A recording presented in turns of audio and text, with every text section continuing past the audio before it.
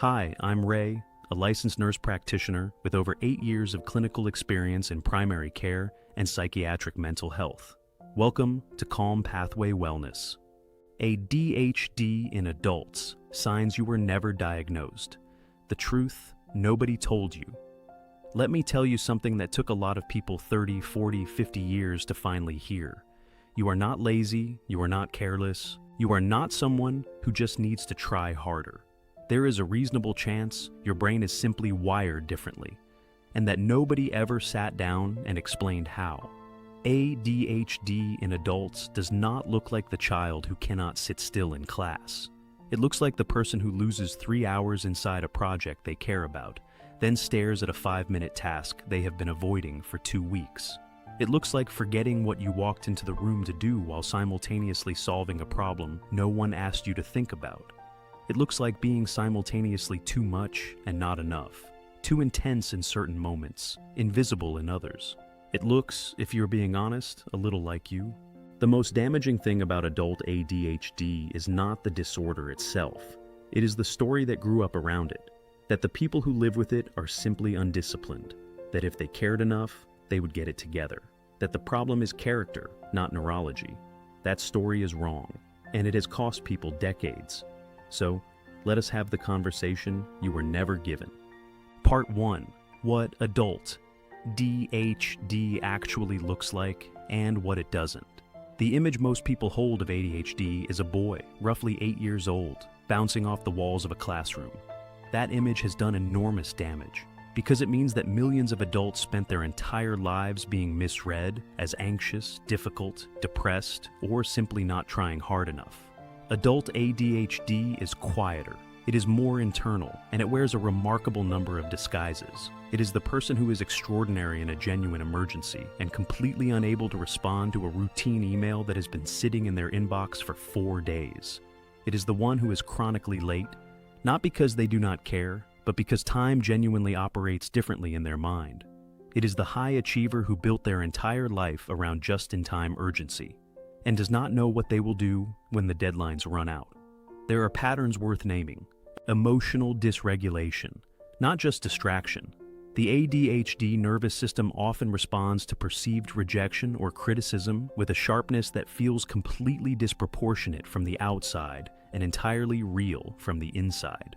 This is sometimes called rejection sensitivity, and it quietly shapes careers, relationships, and self-image in ways that rarely get attributed to ADHD. Task paralysis, not laziness. The inability to begin a task despite knowing exactly what needs doing, genuinely wanting to do it, and understanding the consequences of not doing it. This is one of the most misunderstood features of ADHD and one of the most painful, because it looks from the outside exactly like not caring. Hyperfocus, the counterintuitive one. The ADHD brain does not have a deficit of attention in the simple sense. It has a deficit of control over where attention lands. When interest is high, attention locks in completely. Hours disappear. The problem is not too little focus. It is focus that cannot always be directed by choice.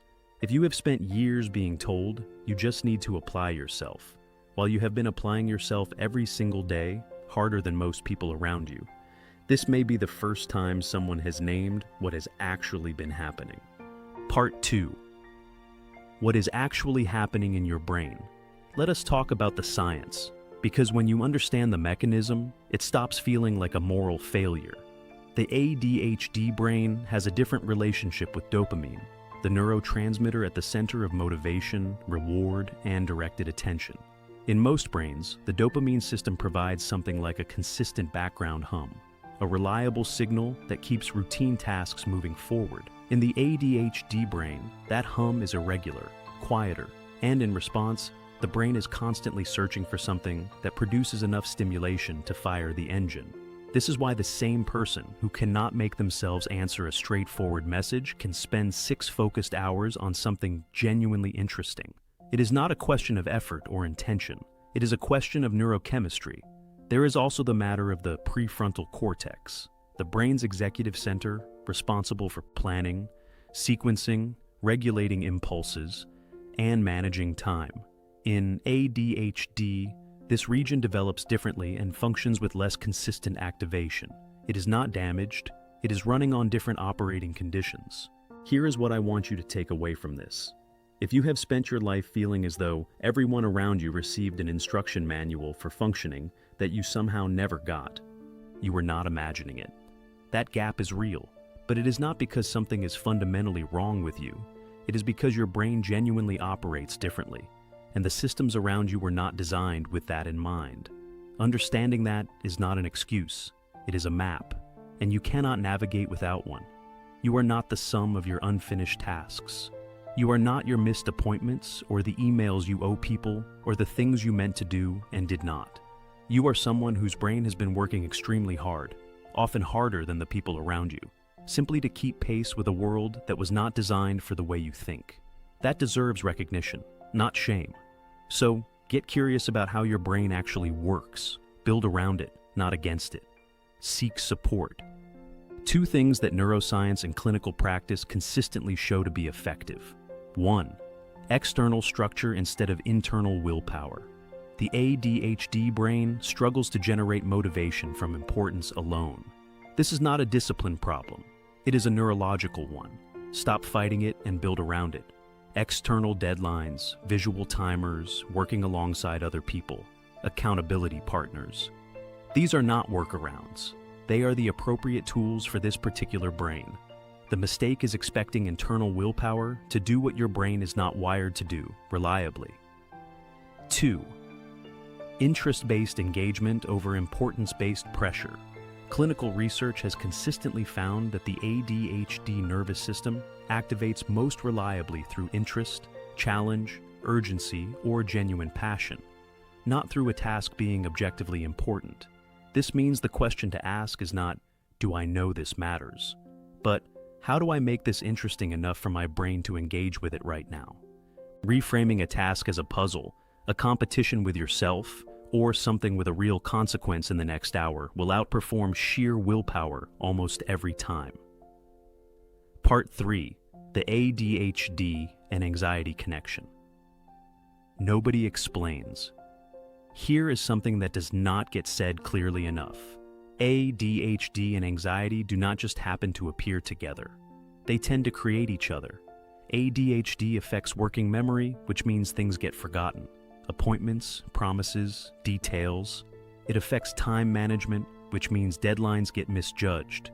It affects impulse control, which means things get said or agreed to that should not have been. And over years of navigating these patterns, the brain draws a conclusion. I cannot fully trust myself to function the way I am supposed to. That conclusion becomes anxiety. The anticipatory dread of your own unreliability. The hypervigilance around whether you remembered, whether you offended someone, whether you are about to drop something important, is not a separate disorder. It is often the predictable response of a perceptive person to living for years with an unrecognized and unsupported ADHD brain. This is why treating only the anxiety without addressing the ADHD underneath tends not to hold. You are managing the smoke without looking for the fire. When the ADHD is understood and supported, when structures are in place that actually work with the brain rather than against it, the anxiety tends to ease, not because it was forced out, but because there is less evidence to feed it. Here is what I want you to take away from this. If you have spent your life feeling as though everyone around you received an instruction manual for functioning that you somehow never got, you were not imagining it.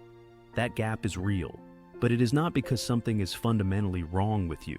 It is because your brain genuinely operates differently, and the systems around you were not designed with that in mind. Understanding that is not an excuse. It is a map, and you cannot navigate without one. You are not the sum of your unfinished tasks. You are not your missed appointments, or the emails you owe people, or the things you meant to do and did not. You are someone whose brain has been working extremely hard, often harder than the people around you, simply to keep pace with a world that was not designed for the way you think. That deserves recognition, not shame. So, get curious about how your brain actually works. Build around it, not against it. Seek support that understands the difference. And if someone in your life is struggling in ways that sound like this, extend them the patience and grace they have probably never extended to themselves. This is the conversation you were never given, You have it now.